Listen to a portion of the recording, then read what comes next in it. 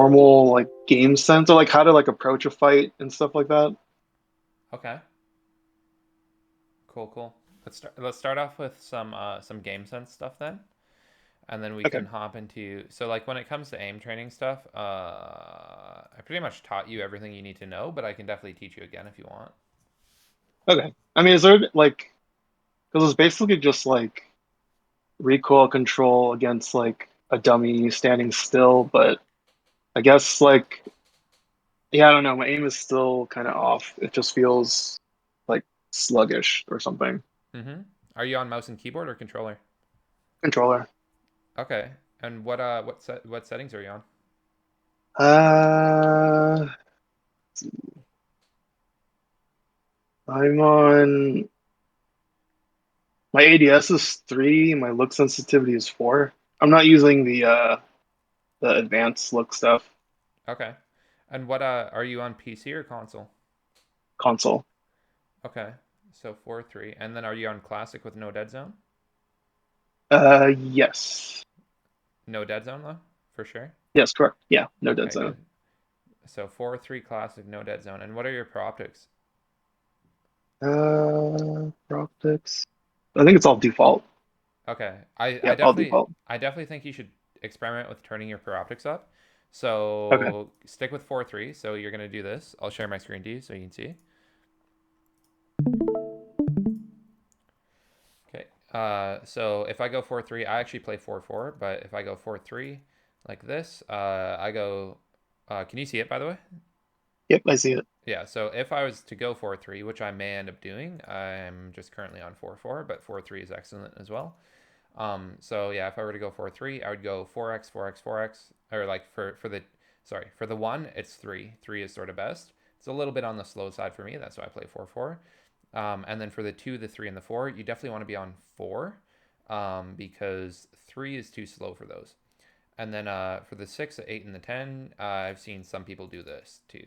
But I personally just stick with 4-4-4, like just everything on 4. But Okay. some people do this. Yeah, I like I think after we had our first session, I changed mine down to 4-3. So I don't yeah, I might try 4-4 again because yeah, I don't know. I'm still figuring it out. 4-3 is really good. It's really, really good. Okay. Yeah. I just personally, right now, I'm on 4-4. The reason is because, so on 4-3, there's going to be certain games where you have a 1x, and for example, you're trying to track a Pathfinder that's grappling, for example, and you just simply can't track that because it's too slow. But that's only like 1 in every 10 games. Something like that will happen. Or maybe an octane stimming. You're going to try to track an octane stimming. It'll be too slow.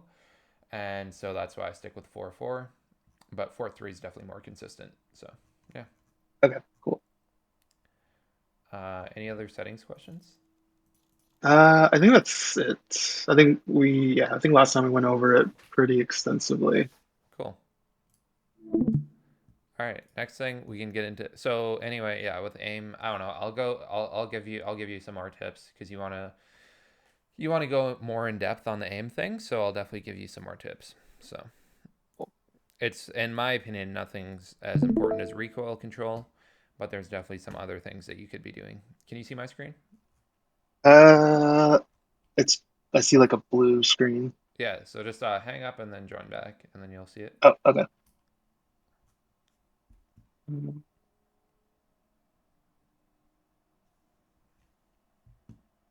Here, I'll do it.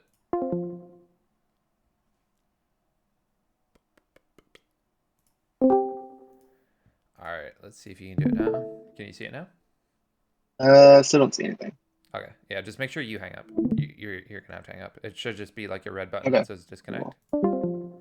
There we go. Perfect. All Okay, right. cool. I see it. So this is some like team fight stuff. It's gonna be so like yeah. So for our next session, we're gonna do another hour and 15 minutes another day. I definitely think we should do some VODs, so that we can talk about this. I'd also really prefer if it was ranked because ranked is a lot more in depth than pubs. Pubs is pretty basic. And to tell you the Yeah, truth, like when it comes to losing points in ranked, like it's this early in the season, this early in the split. You've got so much time to make it out of whatever rank you're stuck in right now. You got a lot of time, so I just wouldn't worry about your internet lagging or anything like that. So anyway, Okay, cool. yeah, it is what it is. Just be super relaxed about it. It's not a big deal losing a few points. So anyway, yeah. So these are some terms that I made. My goal here with these terms is to better describe a lot of the things that pro players do subconsciously, because all of these things, like maybe pro players don't exactly know all of these terms, but they do all of them subconsciously. So if we can better understand exactly what it is that they're doing, that's going to allow us to do some of the things that they do in game. So first one. So anyway, the very first thing that we need to understand is a collapse. So everything, just pay attention to this word right here, collapse. Everything that we do is to try and cause a collapse and try to prevent a collapse. This is the absolute most important term. Next thing is going to be LOS. I'm going to use this term a lot. It means line of sight. So this is very simple. All of these players have line of sight blocked from all of these players. Oh, also, this is two teams, obviously. This is one team. This is another team. Wraith, Bloodhound Horizon. Wraith, Bloodhound Horizon. Next thing is going to be an angle. So if this Wraith moves up here, boom, that's an angle. That's a dominant angle. Okay. The reason this is so dominant is because if we look at this cover here, the Wraith has cover on the horizon. The horizon does not have cover on her. So if the Oh horizon wait, challenge, the screen kind of it went blue again. Do I yeah, have to just rejoin again? yeah. All right, let me. Okay, there it goes. The back. Cool. Is it back? Yep, it's back. Perfect. Yeah, so if this Horizon challenges the Wraith, she's going to lose this because if you look at this, the Wraith has cover and the Horizon does not. So the Horizon will lose this. And so usually what the Horizon is going to do is she's going to move to this side of the cover. Now if she moves to this side, now the Bloodhound has free angles on her. So that just shows you the value of taking dominant angles. And so when I'm approaching a fight, what I'm doing, if I'm this Wraith and if I'm this Horizon, I'm recognizing what the dominant angles are. So these are the dominant angles. If the horizon can get to here, this is a dominant angle. And if the wraith can get to here, that's a dominant angle. So as I'm approaching the fight, I'm thinking, okay, what are the dominant angles that can be used against me? And what are the dominant angles that I can use? And then I'm going to try to fight for those angles. And then once I get those angles, the other team's going to be in a pretty bad spot. So now this time we've reset. This time the horizon's going to be a little bit smarter than last time. And so she's going to see the Wraith walking across to here. Okay. And she's going to recognize that if the Wraith gets here, that's a dominant angle. She's going to be in a very, very bad spot. She may not die, but there's a very good chance. Like this Wraith and this Bloodhound would have to suck very bad for this Horizon not to die once the Wraith gets here. And so now that the Horizon's smartened up a little, she's a little bit smarter this time. She's going to move up to here. Now this is a passive angle, okay, or a counter angle. Sorry, a counter angle, and so it's also a passive angle. Either one's fine. But the goal here is now if the Wraith tries to move up to here, she can't possibly move up to here because she has no cover. She can't possibly move up on the horizon. If she tries to move up the left side of this object, she's going to get shot in the back by the Bloodhound. And so the horizon has now neutralized the Wraith. Obviously, it's not a very aggressive play from the horizon, but at least she's not allowing the Wraith to get this angle on her. And now they're going to kind of do a little fight. You know, they're going to kind of fight back and forth a little. Maybe the Wraith is going to go here. She's going to get shot in the side by the Bloodhound. You know, they're going to fight for angles basically. If these are two equally skilled players, that's what they're going to be doing. And so that is a counter angle.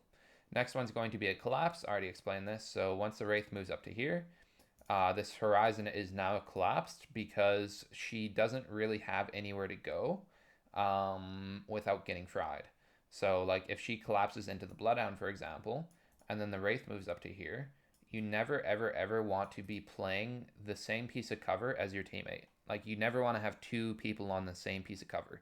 I mean, sometimes it's acceptable, but it's almost like in end game situation, it can be acceptable. Or if the piece of cover is gigantic, but for something this size, you never ever want to play the same piece of cover as your teammate. And so that is a collapse because now the horizon is going to angle out this team, and so is the Bloodhound. We're going to angle them out, and now they're collapsed in. I'm sure you've had this happen to you a lot, haven't you? where you kind of collapse in. Uh, yeah, probably, yeah. Yeah. And if you don't know what I mean, I guarantee you it has happened to you, but you just didn't really recognize it. So it's where you're positioning. So it gets to the point where you guys collapse in so hard that it really doesn't even matter what how good you are at that point. Like you're collapsed in, and the other team would have to suck very very badly for them to not pick you apart from that point on. So anyway, that is a Okay, yeah. collapse. Now an overextension. This is very simple. It's when the Bloodhound moves up to here. That's an overextension because everyone has angles on him. Don't do that. Next one, overload. So what an overload is, this is a very professional level strategy. That's where we overload the right side. And so the goal here is we see the horizons maybe a little bit isolated. And so what we're going to do is we're going to overload the right side and we're going to ape right. So three terms for this would be an overload, an ape right, like where I just say ape right if I'm IGL, ape right, or a death ball. Death ball and ape right are the most common, but overload's sort of the most easy to understand. So like, we're just basically all three brain dead, complete brain dead aping this horizon. So there's a massive positive to this and there's a massive negative. So the positive is if we're able to get this kill, then we're 3-on-2. That's a positive. It's very obvious. But let's say we don't get this kill. So let's say the horizon recognizes that we're doing this and she moves back to here.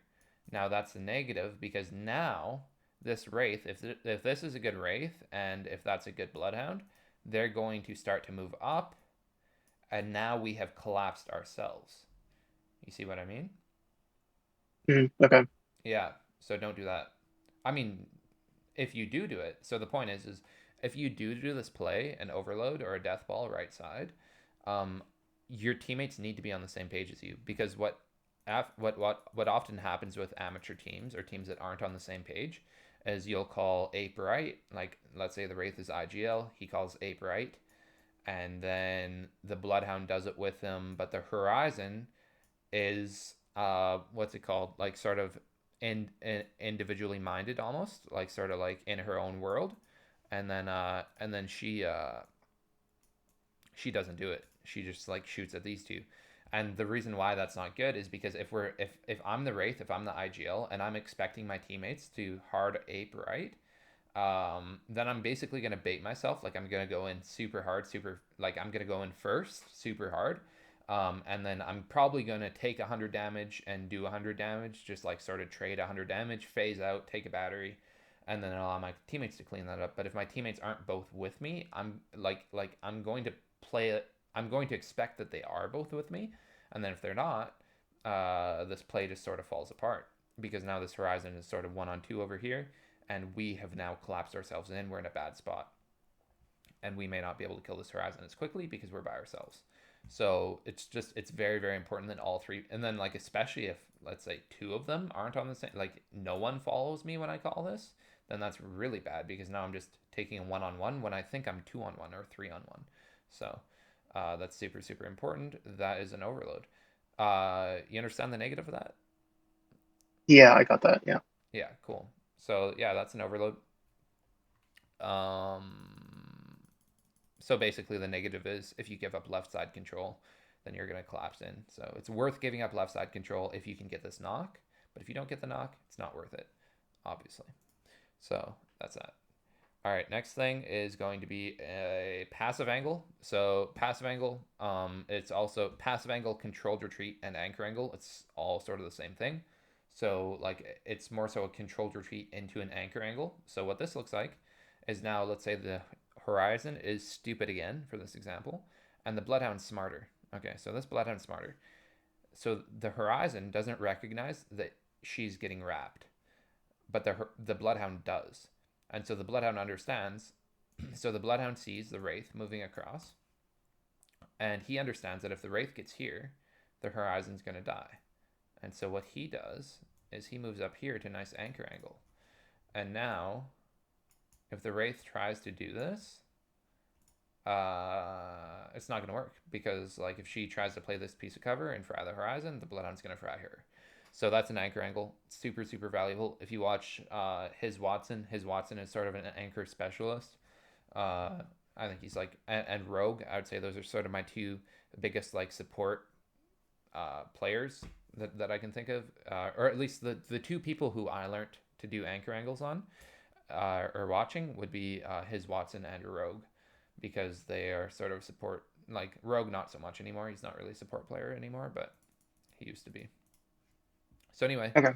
that's an anchor angle. And now like if the Wraith, so this just it relieves so much pressure off his teammates because he can like if the Wraith needs help, then he can play over here. So like oftentimes it's very, very nice to have someone in this sort of anchor role, just roaming around back here, because you can't get wrapped on then. And like it allows you, like, let's say like this Horizon wants to heal, for example. This Wraith can't do anything about it because the Bloodhound's here. So like even if the Wraith fries this Horizon, she can't do anything about it. So it also allows you to heal. It just allows so much. It allows so much pressure to be released off your teammates. And that's why combining mouse and keyboard players with controller players is so strong. But of course, you being on console,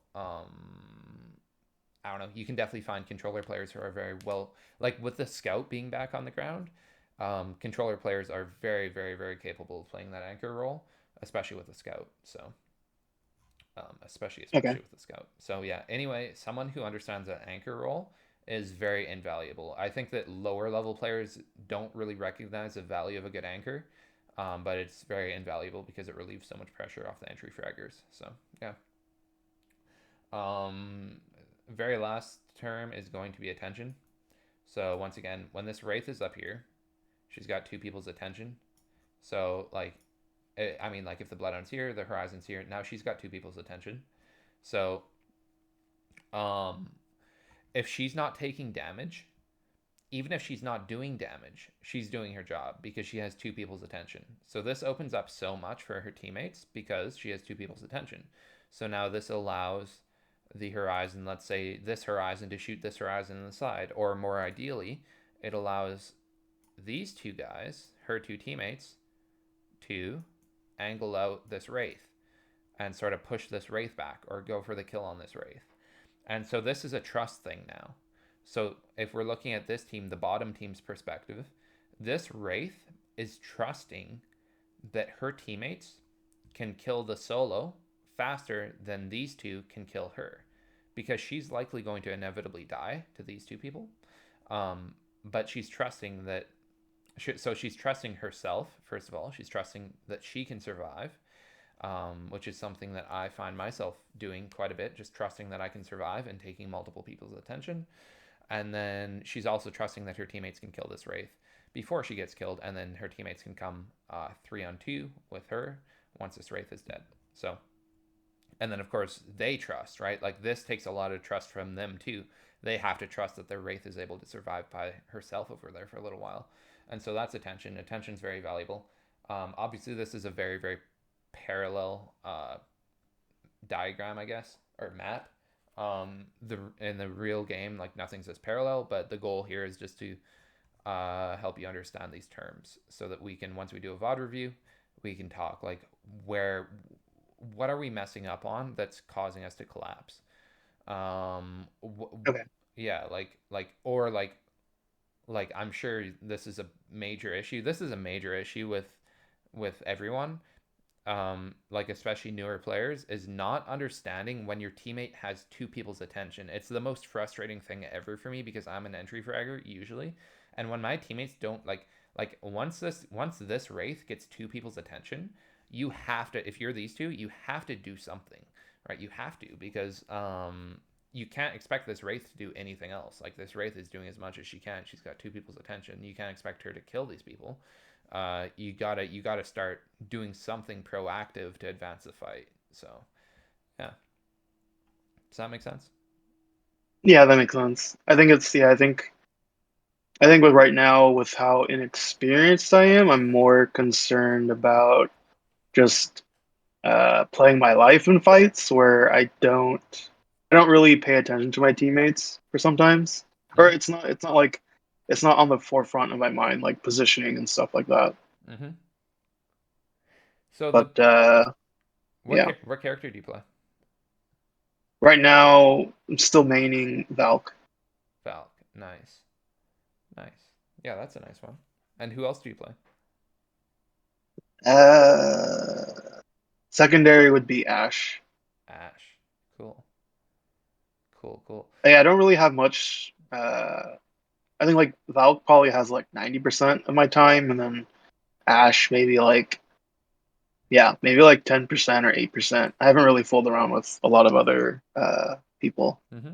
Yeah, so Ash is really, really good, but you need to understand that first of all, your communication has to be perfect to play Ash. Your communication has to be excellent, and you also have to have the respect of your teammates. So, like Ash is very, very bad if you're just playing her individually, like just for her individual abilities. Someone like Horizon has way better individual abilities, and so if you're just playing Ash for the individual abilities, even Wraith, like Wraith is way better individually than Ash. But when it comes to like if your team is on the same page as you and they respect what you say, then that's when you get true value out of Ash because then you can say, hey, like let's say you're getting third partied, you can say, hey, come to me now. We're gonna Ash port out this way, right? And that's all there's to it. Your teammates don't question it; they just shut up and listen to you. That is where the value comes from Ash. Or let's say, once again, we're overloading right side. So like if we reset this, Ash is the best legend in the game for overloads because we can, let's say this Horizon's here, we can instantly like let's say so this is Ash in this example, and this is Bloodhound, and this is Horizon. So I'm going to tell the Bloodhound to come to me, and we're going to Ash portal to right here, and then the Horizon's going to go here, and we're just going to like fry this guy if we're overloading, or all three of us are just going to Ash portal to here. And now this guy's got a massive, massive, like he's got a ton of weight on his shoulders because he's got three people here way faster than he ever would have imagined. But like you can't do that if your teammates don't respect you, and you also can't do that if your communication sucks. So I definitely, if you don't have those two things, I definitely don't recommend Ash. But if you do have those two things, Okay, yeah, that's Ash is yeah. excellent. So yeah, Yeah, I'm still playing solo and now I've kind of relegated to muting all chat. So uh I should probably switch then. yeah, Yeah, it just kind of sucks playing solo. yeah, absolutely. And like especially, Yeah. are you on Xbox? Uh PS4 or PS5. Okay. Do you guys have like a looking for group thing over there? I mean, there's always Reddit and stuff, but I think the people that I've found didn't really gel with my playstyle, so I haven't had like great luck. Yeah, for sure. Yeah. So I don't know, or like just like solo queuing and then finding teammates that you do play well with together, and then continuing to play with them. That's definitely something that's super useful. That's definitely something I'd recommend. Yeah, yeah. So anyway, but yeah, yeah. So like solo queue, I don't know. Or like even someone like Pathfinder. I would argue Pathfinder's so much better individually than Ash. Or like Horizon, Valkyrie, like you said, Valkyrie's super good. Seer is very good, but he's maybe not the best for solo queue because he doesn't have any movement. Who else? Bangalore. Oh my god, Bangalore is so much better than Ash. She's just so dominant individually. Bloodhound, very dominant individually. So yeah, those are just some of the things off the top of my head that are extremely individually dominant. So Okay, yeah, maybe I'll try Bangalore or something. yeah, like just to tell you the absolute truth, there's no doubt in my mind that Horizon is absolutely the most dominant individual legend right now. Horizon is so dominant individually. So yeah, but that takes Okay, work. Like cool. Yeah. it's not easy to get at Horizon. It takes a lot of work. Yeah, yeah, I think yeah, I didn't want to. Yeah, she seems pretty advanced with how her ult works, so I Yeah, just yeah, never tried her. but the main thing is her Q, right? Because you can queue up in the sky and fry people. So you just want to watch like Yeah, yeah, people yeah. like chaotic and watch how he abuses that Q. Because once you get that recoil control down and then you just queue up in the sky, you've got so much less recoil on the gravity lift. It's really just like honestly not even fair how good it is. So yeah, I definitely recommend it. Okay, Okay, okay, I'll try that. That's cool. cool, cool. Um, Um, anyway, I think that this is all I've got for this. Any other questions?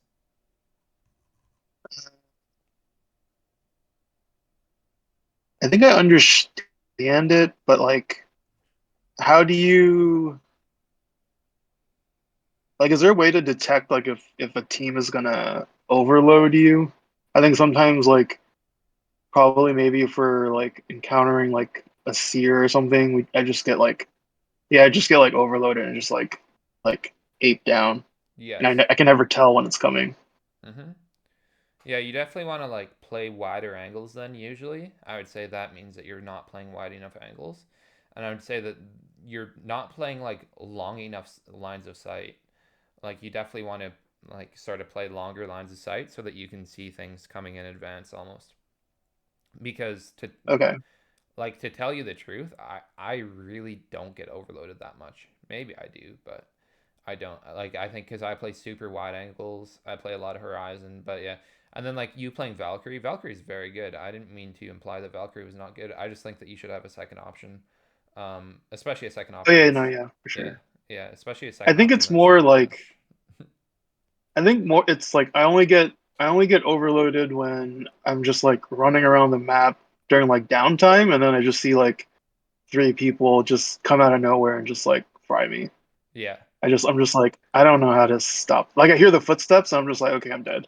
Like there's nothing I can do. Mm-hmm. So like always try to position yourself in a always trying to so like if you're running around by yourself, you have to position yourself in a way that gives you some sort of outplayability. Some sort of way, especially on Valkyrie, like if you're positioning yourself around buildings. Like if you're playing Valkyrie around a building, there's no way that you can't stall out for at least 5 seconds, 5 to 10 seconds, which will usually give your team enough time to get to you. And if you're that far, like if you're more than 5 to 10 seconds ahead of your team, then that's sort of your fault. You definitely don't want to be more than 5 to 10 seconds away from your team. But usually on Valkyrie, Okay, you can always stall out for 5 to 10 seconds. You can play your life for 5 to 10 seconds. So yeah. okay. Oh yeah, that brings another question. Like I don't think I know how to like play my life when I'm being chased like so hard. Mm-hmm. I think sometimes I think I don't abuse the environment around me, and I'll just like try to just run like not like straight, but like pretty much like a linear line like away from them versus like uh just being annoying and like playing the vertical and the horizontal. Yeah. Yeah, that just comes down to like experimenting and not being afraid to fail. Like you're never going to get good at that if you don't experiment. Like if your first thing is every time to just run away in a straight line, that tells me that you're not experimenting and you got to start experimenting and not being afraid to fail. But anyway, Okay. like with Valk, like here's a tip. So let's say you're on a two-story building. If a Horizon chases you up, so if she throws her Q to chase you up, and then you drop down, and then she follows you, and then you fly back up. She has no way to get back up. I mean, she does. She can climb, but like that's just a way that you can stall things out with Valkyrie. Because the thing, like same thing with Pathfinder. Like if a Pathfinder grapples up on you, and then you drop again, and then he chases you down, and then you fly back up, then that's stalled out a good 5 seconds because now he has to climb up to get to you again. Does that make sense? Yeah. I think like I don't know how to capitalize with the time. I guess how do I phrase it? Like I don't know how to capitalize the movement of Valkyrie when I like juke people. Mm-hmm. Like I think I panic out and I'm just like I don't know how. I guess I'm also not super familiar with how long like it'll take them to like climb up to like kill me versus me like popping a cell or a bat or something. Mm-hmm. And like you can pop a bat and then fall off right before your bat's over. So then you're like finishing the bat while you're in the air, and then they're gonna chase you down, and then you fly back up, and then you just fry the first one to climb, just as an example. So like that's super important. Is just frying the first. So like understanding where they're gonna climb from, and then frying the first because usually one will be a good 2 seconds ahead, and that'll give you enough time to fry the first one. So, Okay. but Yeah, like I think I'll just have to experiment with it.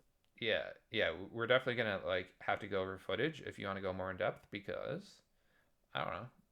I can't explain it too well. I can't explain it Yeah, too yeah, well for enough. sure. So yeah, Yeah. cool. All right. Um, Yeah, we can hop in the range now, and I'll give you a few ideas. okay, cool. I'm going to send you my current name on this account. It is this. Okay. It's just like an Apex account.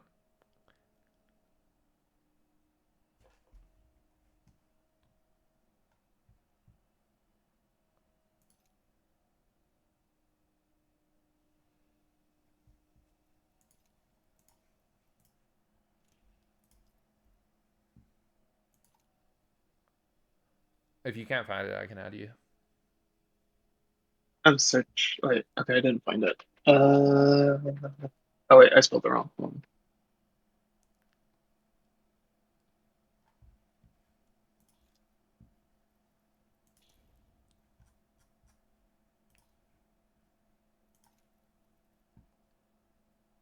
Okay, I sent the friend request. Nice, nice. Can you maybe like practice some one-on-one stuff too? Because I feel like my one-on-one needs a lot of work. Yeah, for sure.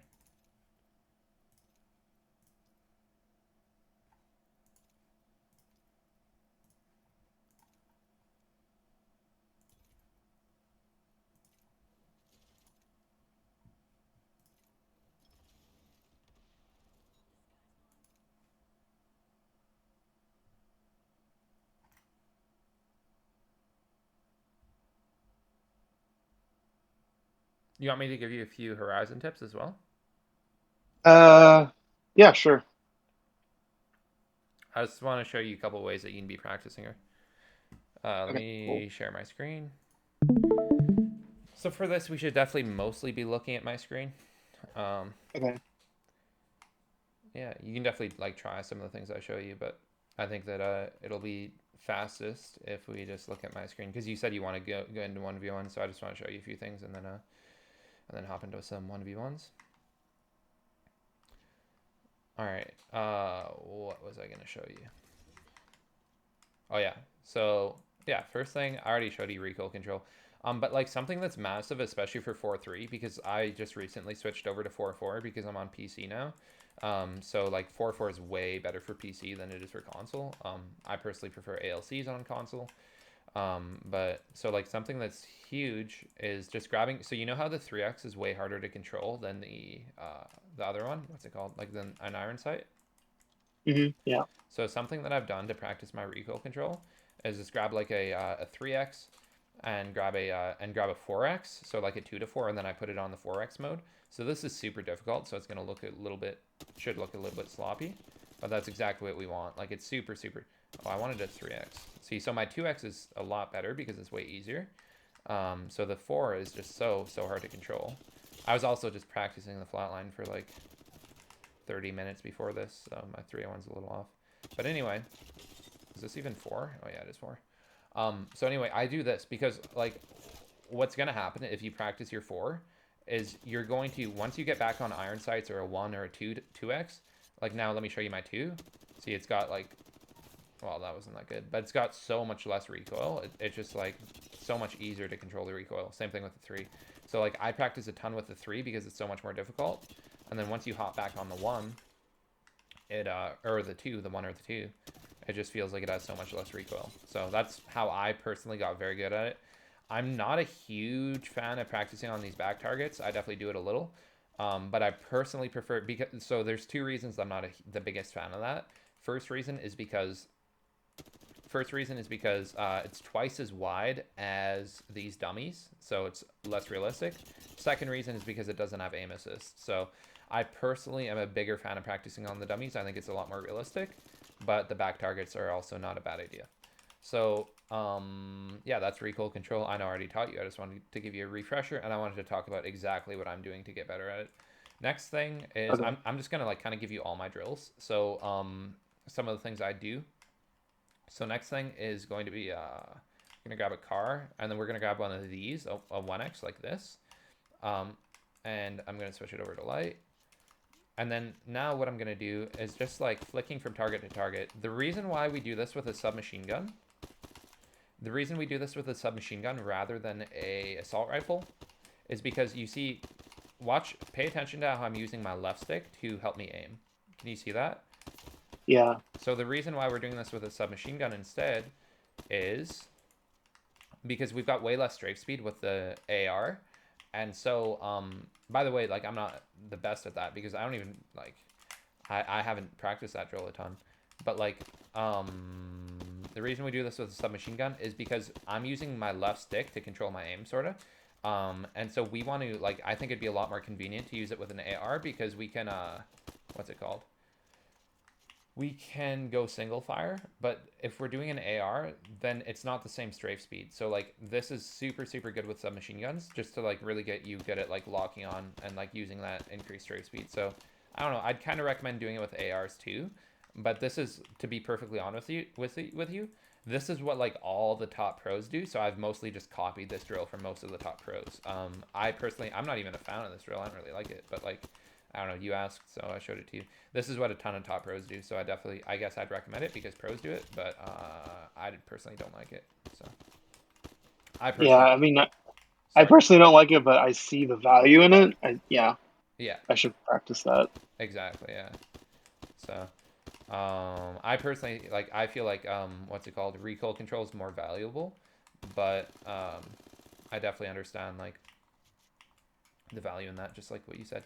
Also, do the Volt, because the fire rate's a little slower, so it's a little bit easier to do this with the Volt. Strafe speed's the same, but the fire rate's a little slower, so it's a little easier to shoot one bullet at a time. So, yeah. Anyway, that's that. Next one, this is one that I actually made, so let me show you. So I go, for this one, I like to grab an AR, and then I like to go, I prefer the 2X, but you can do whatever sight you want. So this is just spray transfers. See, so now rather than just trying to shoot one bullet at a time, I'm just trying to shoot like, I'm trying to hit like 50 plus kind of. So like 50, 50, 50, 50, like that. I know I'm hitting more than 50, but the goal is 50. So this is spray transfers. I really like it. I don't hold the trigger down the whole time, by the way, if you can't tell. I release the trigger, and yeah, so those are spray transfers. I really, really like them. So, yeah, that's that. Next one is going to be, I already showed you this one, just strafing and hitting your shots. I'm very confident I already showed you that. Very important. Yeah. Next one's going to be hip firing. I know I also already showed you that. Next one's going to be hip fire transferring. So I know I also showed you this, but this is so important. This is going to help you a lot. So where we start off ADSing with our assault rifle and then transfer into hip fire. Did I show you that already? Yeah. I don't. Yeah. I need to practice some more. Yeah, because this is like so hard. Like that's probably like the hardest thing in the game. And so like if you want to go extra hard on this one, go with a 3x. So start off with a 3x. That's even harder. Like it's so hard to manage that transition. I'm sure, as you know, if you've ever tried it. Like, what? How do I? What's the application of that? Like, how do I use that like in game? So like where this is, so like if I've got an assault rifle like this, so I've got an AR, like I don't have enough strafe speed like this, right? My strafe speed is way too slow because it's an assault rifle. Whereas a submachine gun, it's way faster. So like I can actually rely on my strafe speed to make myself harder to hit. And so now that I have an AR, what I can do is I don't want to get caught out in the open like this because I don't have enough strafe speed. But now if I hip fire transfer, see, so I transfer into a hip fire. Now my strafe is way faster because I'm hip firing. That's the whole point, right? So Okay. I slide jump up. I get the accuracy, and then I transfer into the hip fire. I get the accuracy of the ADS, transfer into the hip fire, and then I can start ADSing again after that. So it's just transferring back and forth so that I get more strafe speed. That's the whole point. Okay. I see. I see. Yeah, because like especially like if you're playing against someone like me, I'm gonna be like, oh my god, how did he just strafe that fast? Because like I'm going to listen to the sound of your gun, and then I'm gonna sort of predict your strafe speed. And then if you start strafing me that fast with an AR, because I'm gonna recognize quickly that you have an AR, I'm gonna be like, oh my god, like he must have hip fire transferred me. And pretty much like I don't know, a lot of people know how, but you know, not a lot of people are good at this technique. So it's super valuable for that reason. So yeah. That's a fire transfer, very important. Make sure you practice it. Next one, this one's a tracking drill. So for this one, we're going to go like this. So the easiest way to do this one is just sliding into the target. It's super easy. But if we want to increase the difficulty, we can slide away from the target and work on our tracking like that. So that is my little tracking drill. I really, really like it. So for this one, I hit triangle, then slide, boom, like that. See, I'm missing a lot because it's difficult. So anyway, that's that. That's my tracking drill. Any questions on that? Okay, yeah, that makes sense. Yeah, just like the harder you want to make it, just increase the angle for the harder you want to make it. All right, next drill. Let's see.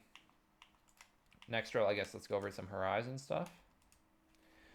So first thing, if we want to practice our tracking, I'm gonna get a lot more ammo. All right, so we need to go over to this dummy because this dummy is the only one this works on. So if I pop my Q like that, now I can actually practice like hitting moving targets, which is pretty cool. See, because he goes up. So, Okay, cool. yeah, I love that one.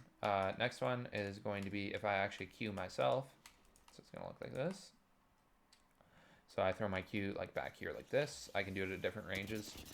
And then I practice frying and then like hopping back in the Q and then frying him again like that. And then like, so you can do it like from further to, you can do it with different sights as well. I definitely recommend doing it with different sights at different ranges. And yeah, see like it's a lot more difficult from back here. So obviously it's very good practice. So yeah, that's that. And that's about all I've got. One last one, if you want to practice like hitting your targets when you're moving at a high velocity, this one's kind of cool. I used to practice this one quite a bit. This is like with a Peacekeeper. So go Peacekeeper, and then switch over to Pathfinder. Or you could do an Octane pad rather than a Pathfinder grapple, but that would take longer, so I'm just going to do this. And then you just practice like grappling on people and hitting your shots. Boom. Like that. So it's just kind of cool. But that one's like, I don't know, I feel like that one's not very helpful. So yeah, that's I Oh, think can you show me how to grapple with Pathfinder? yeah. So you just like just watch this. So once my grapple, so I just shoot my grapple into the ground like this, and then once it hits the ground, I jump, and then boom, like that. So Okay. yeah, once your grapple hits the ground, you just jump, and that's how that happens. So jump. Yeah. I have to like look up or something? No. Just jump. So your grapple hits the ground and then jump. So yeah, just gotta work on the timing. It takes a while to perfect it, but so Oops. stand still, just stand still. You're good. Yeah, shoot it into the ground, and then once it hits the ground is when you jump. So that's how you Okay. do it. Yeah, super simple. But the timing takes, I don't know. It's gonna take you like 10 times to get the timing down. But once you have it, you have it. Yeah. Okay. Yeah, I'll just practice that. Yeah, cool. One last thing. I just want to show you, like, the Scout is so good right now on controller. So you can also control the recoil on the Scout like this. So you basically just hold down, and that's how you control it. You definitely want to practice it. As you can see, I missed a lot. You just want to practice it. So This is the first time I've using the Scout since it's now on ground loot, and I think I'm liking it a lot. I just yeah, need, yeah, a little more practice with it. that's like I said. Like everyone used to say back when I was in the care package, everyone used to say this gun sucks. But I said to every single one of my clients, I'm like, if this gun was on the ground, everyone would use it every game, and that's exactly what's happening now. So Yeah, I hated the Scout when it was in the thing, and then now it's on ground. I'm like, oh, this gun is amazing. yeah, exactly. And it got nerfed. Like it got put on the ground, got nerfed, and people like it all of a sudden. Doesn't make sense, but yeah. Yeah. So anyway, yeah, that's a Scout. It's very good, very good. The only reason I don't use it, I mean, like I do use it. There's two reasons I don't use it. I personally prefer to have something full auto because I play Horizon a lot. So that's the first reason. But if I'm not playing Horizon, I love the Scout. And then the second reason is because my R301 and my Flatline are just a little bit better. So the only downside of the Scout is like, let's say you're this range and you go up against a good R301 player, he will usually kill you faster. So that's sort of the downside of the Scout. But Okay. other than that, just really make sure you work on the recoil. I think it's a lot better than the repeater because it reloads faster. You got more bullets per mag, and it shoots so much faster that I just feel like it kills a lot faster than the repeater does. So that's the Scout. How do you other than like accuracy, how do you pick your weapon loadouts? Or like, Uh, yeah, I guess that's yeah. cool. So like I think about the awkward ranges. I think about the awkward ranges. So um, for scout, I would go like if I go scout peacekeeper. So this range kind of sucks on the scout because if he has an R301 or a Volt or something like that, he's gonna fry me, right? Because it just simply kills faster. Like something full auto is just simply superior at this range. Whereas this range, the scout is nasty, right? That range, nothing. I mean, certain things can beat the scout kinda with skill, but you know, two equally like an equally skilled, you know, I don't know, Hemlock player. I'm gonna fry a Hemlock player. Maybe a very good R31 player could kill me, but I'm pretty much unkillable from this range with the scout. For the most part, nothing's gonna beat me. Um, but what's the point? Oh yeah, but this range, I will get beat. I will get beat by R31s. I will get beat by flatlines, volts, cars, anything like that. Anything full auto. And also, this range, I can't use my Peacekeeper at this range. I mean, I can, but I have to wait for it to charge, so it's super awkward to use. So, like, both guns are usable at this range, but they're very awkward to use at this range. And so that gives me a weak range. You see how that's a weak range? Yeah. So that's why if I'm rocking, like, a Peacekeeper, I'm going to want an R301 because, yes, maybe the R301's not as good at this range as a Scout, or maybe, I actually feel like it is at that range. But, like, at this range, the Scout's definitely better. So if I'm scout, I'm going to go with a volt. Now I've got no weak ranges because see, like the volt, I can easily use it this range, right? And then the scout, I can easily use it this range. So like I've got a good gun for what like literally any range. The scout volt combo, that's like the most versatile combo because whatever range you're at, you've got a good gun. Like this range, volt's nasty, right? This range, scout's nasty. Even further, the scout's nasty. Even closer, the volt's nasty. Like it just doesn't matter. You've got a good gun for any range. Does that make sense? Is yeah. Is the I feel like I haven't really played much with the Volt, but is the Volt more does it have a longer range than the other SMGs? Yeah, Because absolutely. it feels like it. Okay. Yeah, yeah. It has the least recoil. So like I can use it here. It's maybe not the best at that range, but it's definitely better than any of the other submachine guns. Okay. So yeah. Yeah, So usually I think like with how big and open what's the current map called? I don't even know the names. Kings Canyon. Yeah, with Kings Canyon, I kind of gravitate toward some kind of marksman or scout, or basically like 30-30 or scout, and then for comfort's sake, I pick up a 301 just in case if I'm missing my shots, then I have a 301. But I'm lacking at like I guess close range isn't the best if they have SMG, but I think Yeah. it's a trade off that I'll take. Yeah. For sure. Yeah.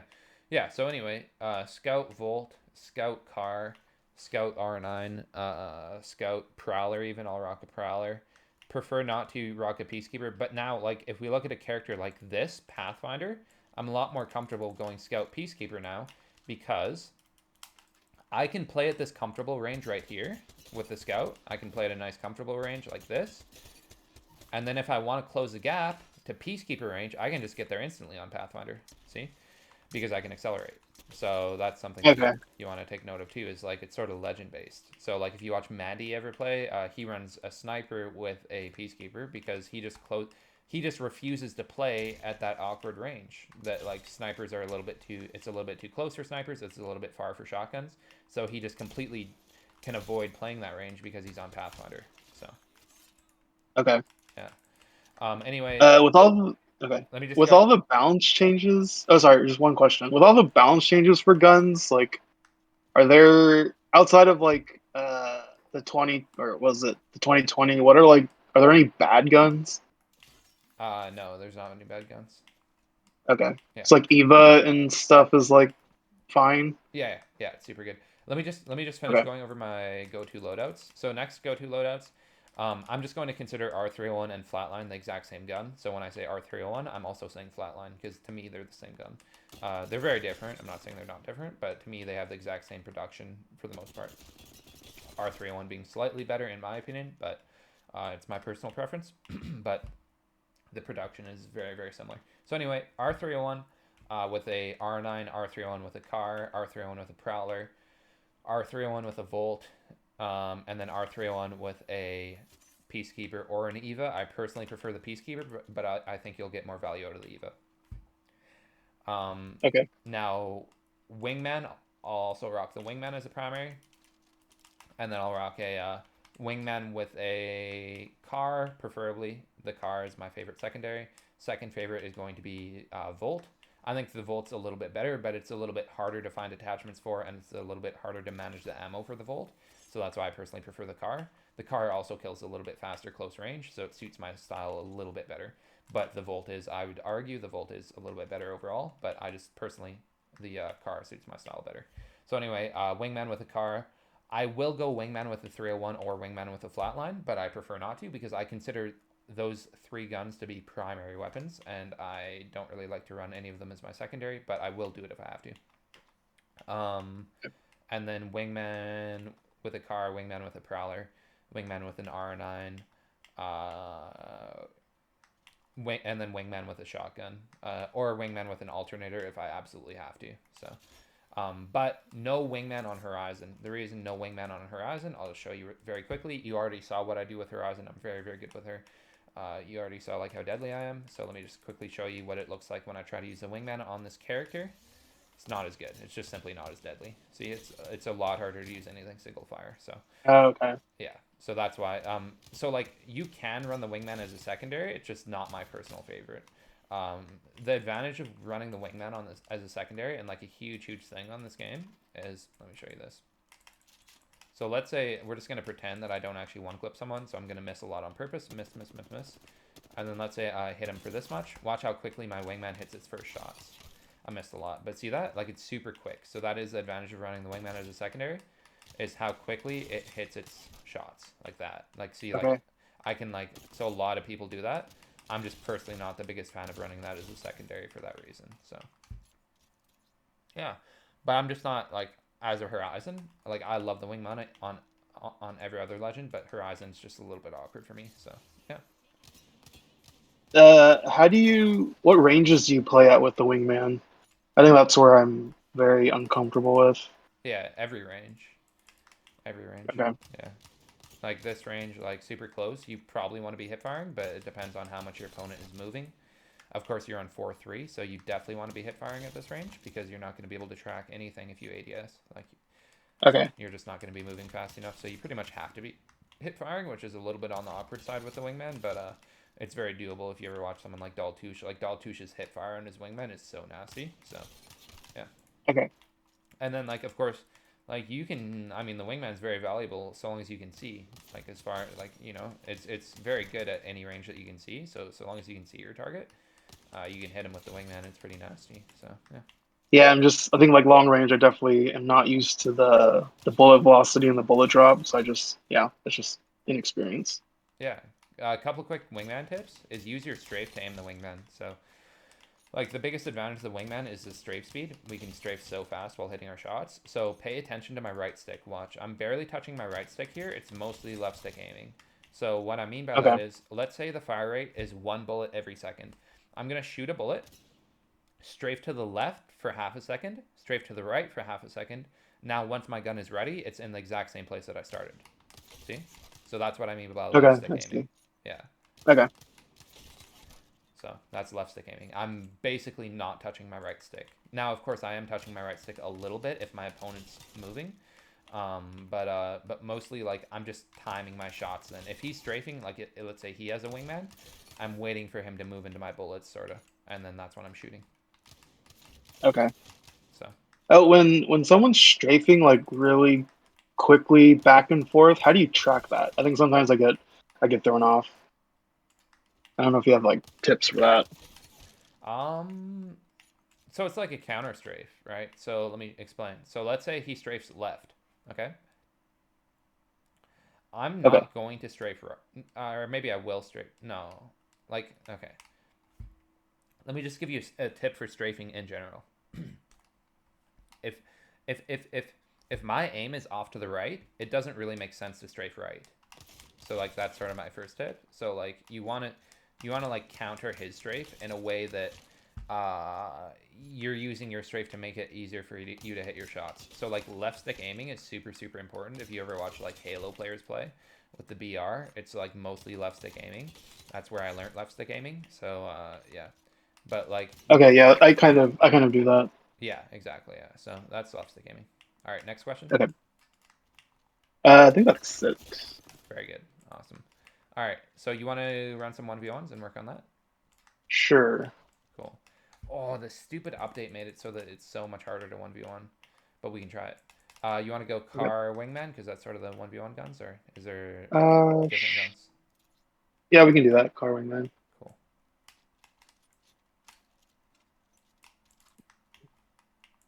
I'm just going to go.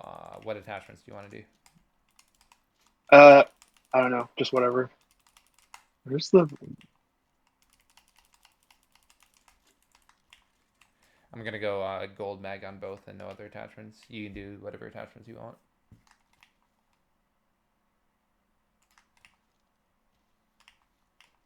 Actually, I'm gonna rock a sight on my wingman because I want to like I haven't 1v1'd in a while, so I want to get a feel for why I'm missing if I am missing.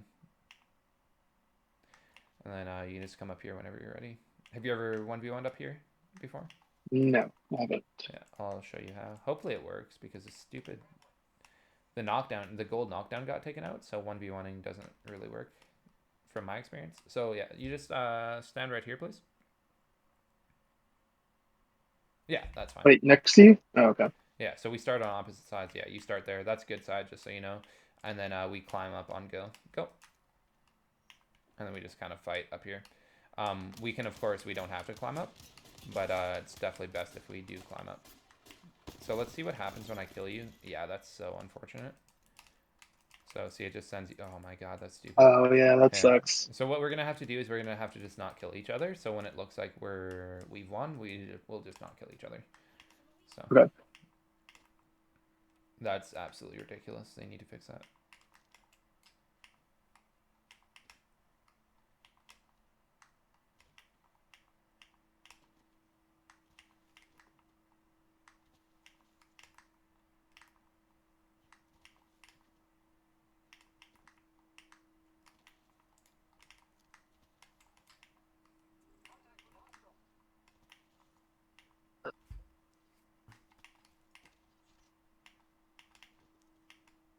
And then yeah, we just switch sides every time. So yeah, go.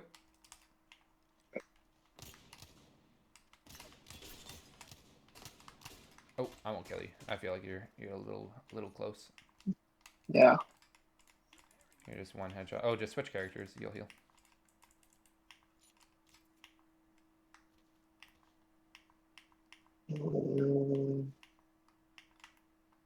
Yeah, just so you know, Pathfinder is like worse for 1v1s because he's so tall. He's very, very easy for me to hit. Oh yeah, and then just switch sides every time.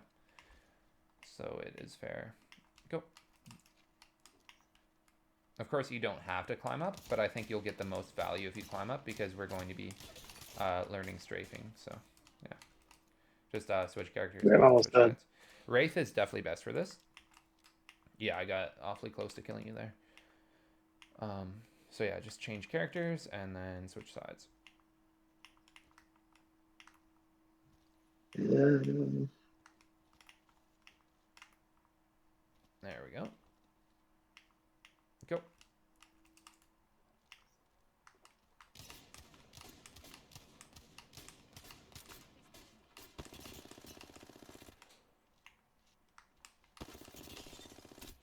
All right, I'm going to All right. kill you.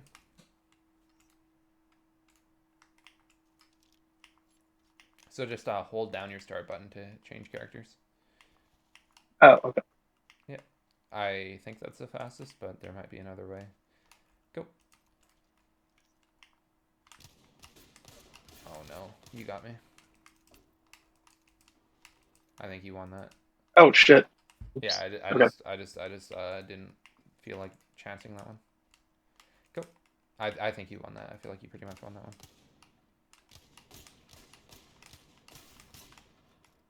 Nice. I'm getting very close to death.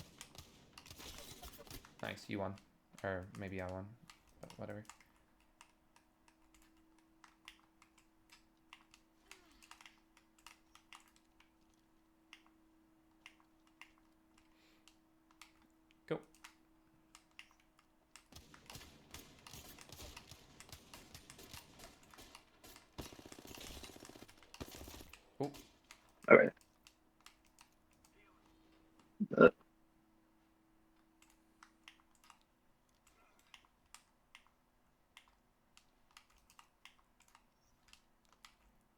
Go.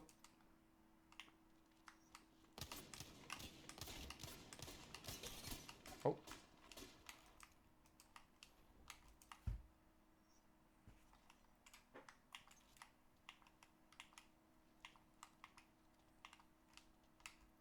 Go.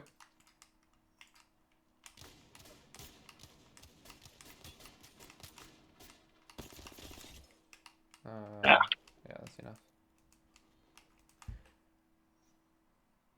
So anyway, your strafe doesn't look too bad. It's definitely not. Okay. That's Yeah. good.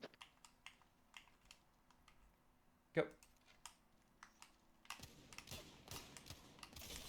Oh, I feel like that's a little close. Yeah. Uh,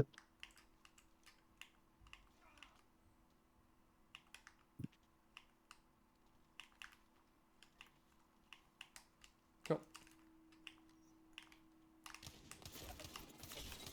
Oh my god, that's too close. Hit 3 headshots in a row.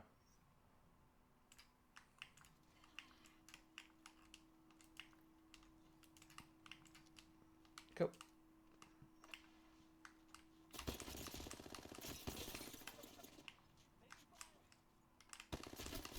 Oh no, wow, that was too close.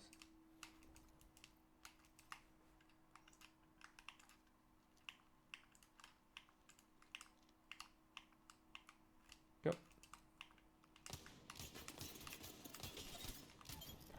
oh, Yeah, my bad. Do you want to see this? Like, I'm recording, so I could send this to you after if you want. okay. That'd be cool. Cool.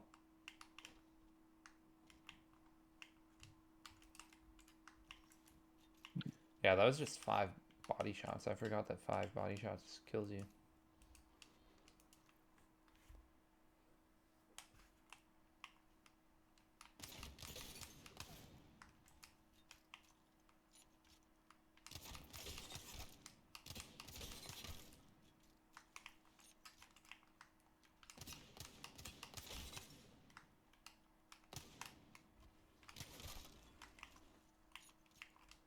Go.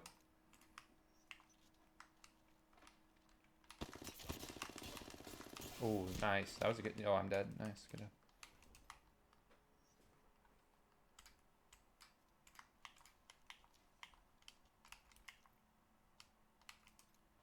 Go. Oh, I jumped. I'm dead. Nice.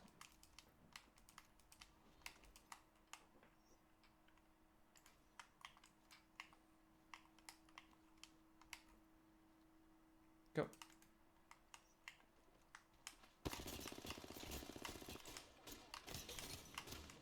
Okay, I feel like you're dead.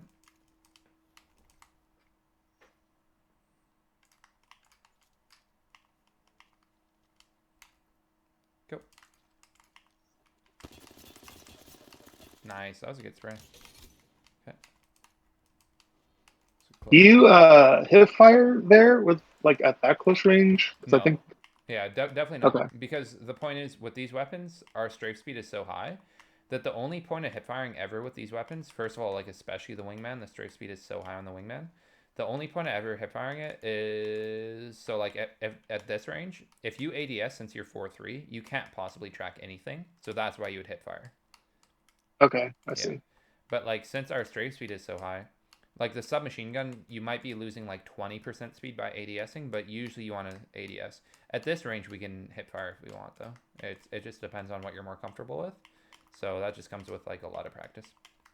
But yeah, with like an AR, I'd be hip fire transferring at this range for the most part. So Okay, I'd ADS okay. transfer into hip fire. So it's a little combination of both. Go.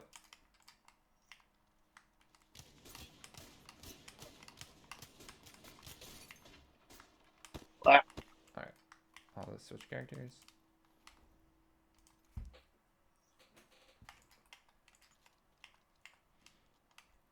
Go.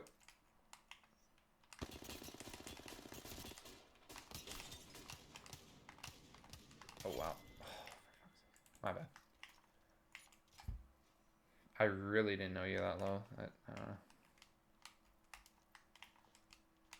I'm not used to 1v1ing at that close of a range. Oh yeah. Yeah, it's a Yeah. super valuable to play or valuable skill to have. So, quick tip: do you want to watch my screen? I think I already told Okay. you this kind of, but you can actually keep looting for just a second.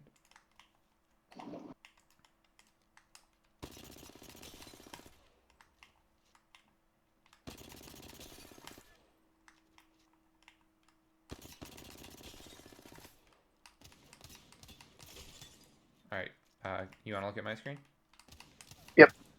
Perfect. So, do you know who Sweet is? No, I don't. Okay, so he is a guy who is a mouse and keyboard player, and he played controller just for fun. And so he says that the most strong thing, in his opinion, the strongest thing about aim assist, and so his opinion is super valuable to me because he has just a very unique perspective. So he says that the strongest thing about aim assist is the amount of aim assist that we get when we switch weapons. So watch, like this. That's why I was showing you that first bullet thing. So he says that mouse and keyboard, when you switch weapons, you have to put in way more effort to hitting your first shot. Whereas he says on controller, your first shot when you hit like switch weapons is usually pretty well locked on. So you definitely want to be abusing that. So I've been abusing that a ton on you, and that has helped me so much. Like getting that perspective from him has helped me a ton because his perspective is so unique on it. Like a controller player with a controller background would never actually notice that.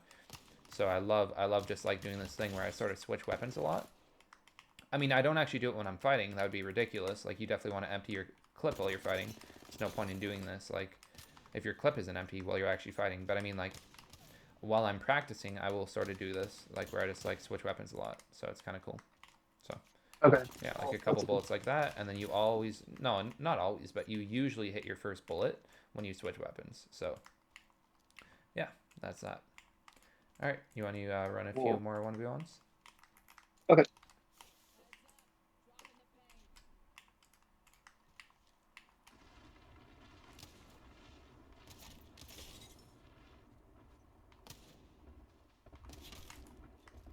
All right, go.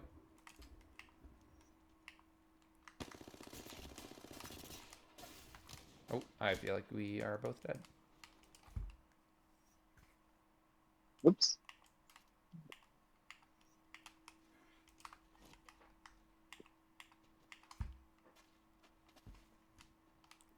Go.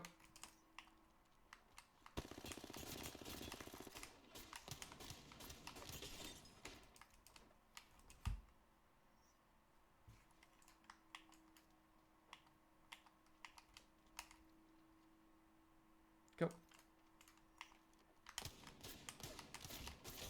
Oh, wow, that's what 2 headshots Oh. does. I don't think you have a helmet, do you? No, I don't. I just realized.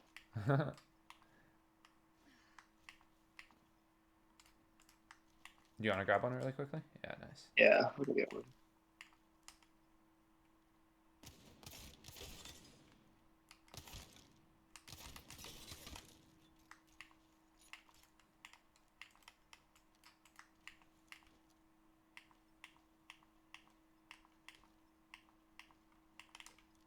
Go. I don't want to kill you.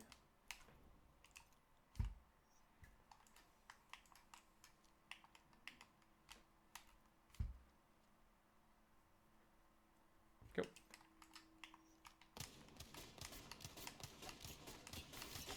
Oh, I'm dead.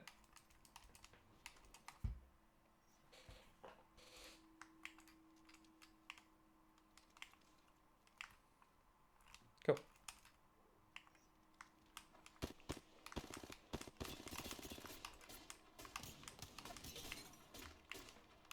Wow.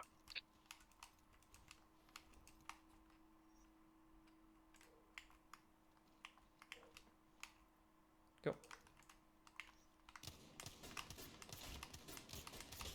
Oh, that's close. Close call.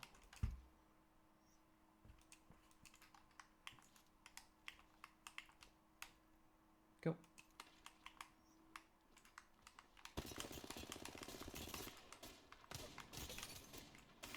I think we're both dead. All right, now I'm gonna switch it up. You'll see what I mean by switch it up. I don't want to ruin the surprise. Go.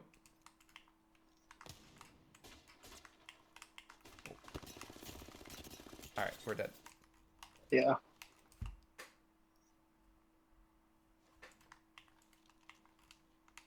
That was not a smart play for me. Yeah, it'd be better if you hold the height and fry me as I Yeah. crease. Yeah, go.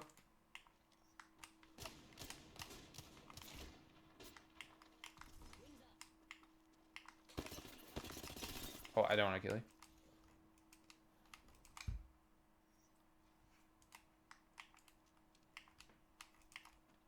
Go.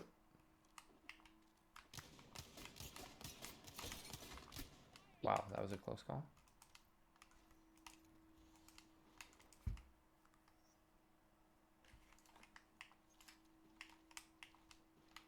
Go.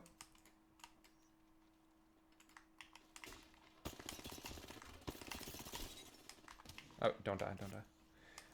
So as a controller player, please never ever go in my face like that because we don't get aim assist when we're that close. So like you see how you're Okay. like going in my face like that? We've got so Yeah. yeah, look at my screen please. Okay. So aim assist right here. See? Aim assist. Aim assist. No aim assist. See?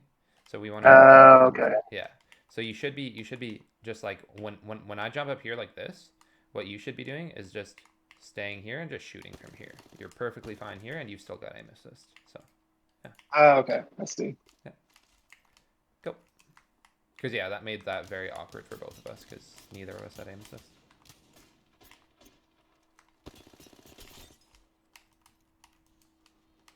Ah. I think I get like really tripped up when like you like change positions and stuff. Yes. Absolutely, yeah. I will try to come up with a tip, but no promises. Go.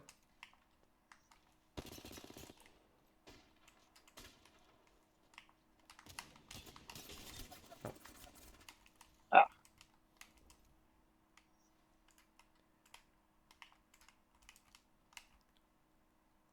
go.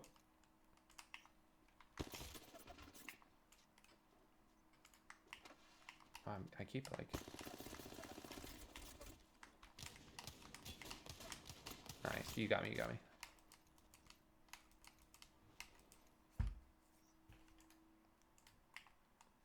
Go.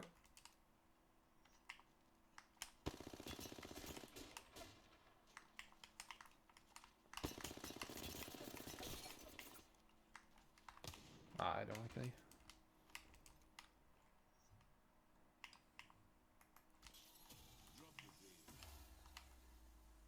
Go. Well, I jump up. Oh, I missed a lot right there. Kind of sucks that we can't kill each other. Go.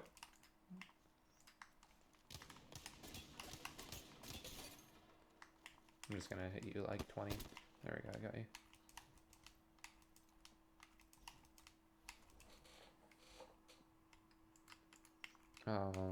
Go.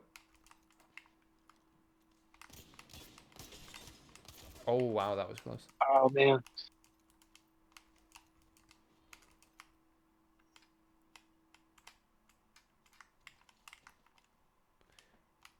Go.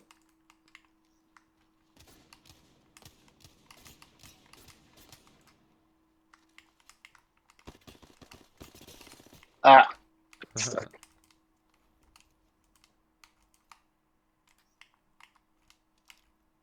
Go.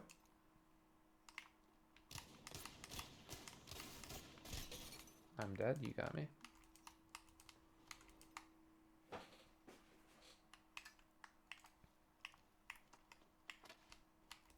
Go.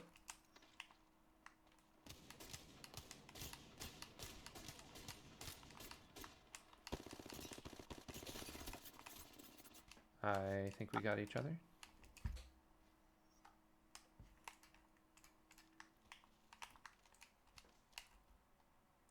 Go.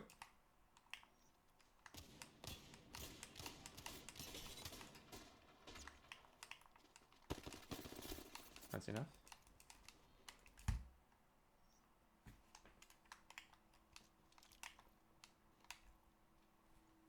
Go. Oh, nice. You got me.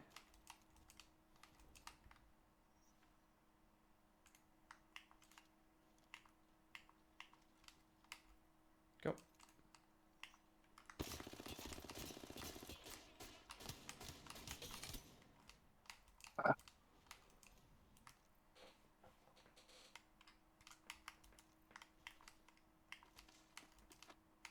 Go.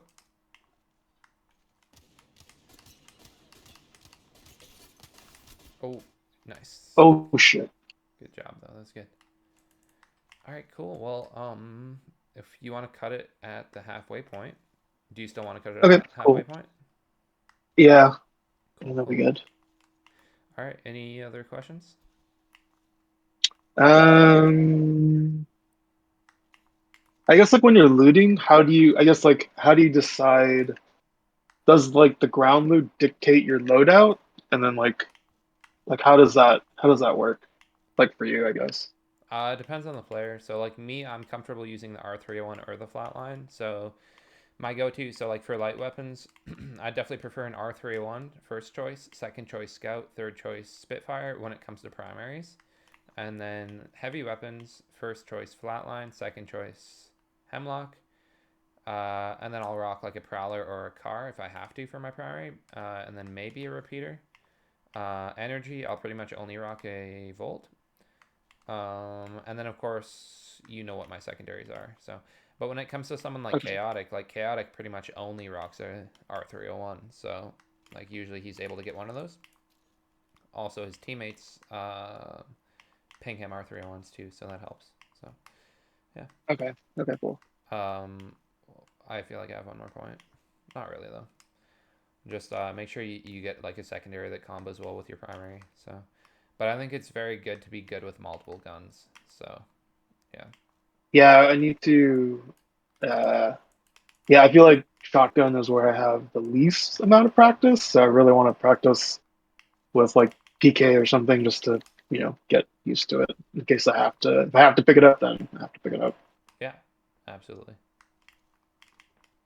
Cool, cool. Yeah. So like the thing with the Peacekeepers, first of all, it's very easy to find. Also the Eva. Let me quickly give you a couple Eva tips. Can you see my screen? Yeah. So do you know that the Eva's full auto? No, I did not know that. Yeah, so it is full auto, but I don't recommend using it full auto ever like that. It's very strong, but it's very hard to aim with. So if your opponent's standing still, it's very easy, but like he's not going to be standing still, so don't use it full auto. You want to use it single fire like I just did, and it kills way faster than the Peacekeeper. So do a quick comparison. This is my Peacekeeper's time to kill. Boom. See, like if I'm out in the open, it's going to take 3 shots usually, but most likely closer to 4 because I will likely miss one. And now the Eva, see, it's just like super fast because you can just spam it. But definitely be using it single fire. Don't hold your trigger down because it's way harder to hit your shots. So yeah, Okay. just take your time, use it single fire, and hit your shots. Next one is going to be I feel like I had another point. I don't know. What was your question? Oh yeah, I double think tap. that's it. Yeah, double tap. Oh, also Okay. stocks. Done with You can put stocks on the Eva, but always switch your. It's way more valuable to have a stock on your assault rifle. Same thing with submachine guns. So like if you have a stock on your submachine gun or your shotgun, always switch it over to your assault rifle because you get more value out of having it on your AR than any other gun. So yeah. that. Okay. Also like if Uh, wait one more one do more. you have Also if you have a do you stock have any? Oh, sorry. Yeah. if you have a stock on your shotgun, and your teammates don't have a stock on their ARs, be sure to ask them if they need one on their ARs. And then one last tip is the double tap. So now it comes with a double tap, the Eva does. Seeing it kills that fast, it's very strong, but Oh. I prefer Okay. the single fire. I think single fire is way. See, it's like way faster. It actually is faster. And not only is it faster, but it's way easier to use. So if you don't really understand that, you can feel free to experiment for yourself. But it's way easier to use a single fire than the double tap. So just once again, let me show you the double tap. It definitely kills fast, but the single fire, like that was a headshot. So let me show you not headshots. See, it takes 3 bursts. So like it's Okay. yeah, it's actually faster. Like if you're not getting headshots, I'd much rather just use full auto like that. So yeah, Okay. next And question. then like, how do you fight against people with shotguns? Because like sometimes you can't really tell what their secondary is, right? So then I think sometimes I just kind of get gibbed by like an Eva or something against an SMG. Yeah, yeah.